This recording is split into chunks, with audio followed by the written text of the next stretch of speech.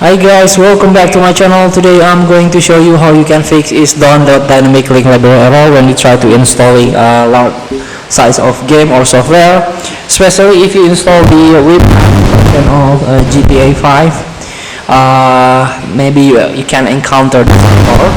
So here, from the answer.microsoft.com, the user provide us this article.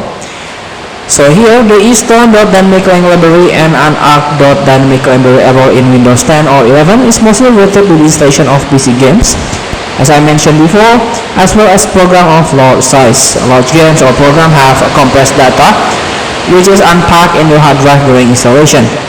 This eats up your PC ROM as well as hard drive while installation. If your PC ROM or hard disk doesn't have sufficient memory to handle the process, your PC may through this error.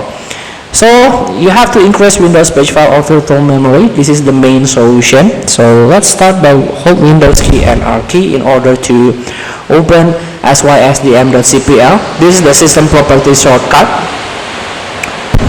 Click OK.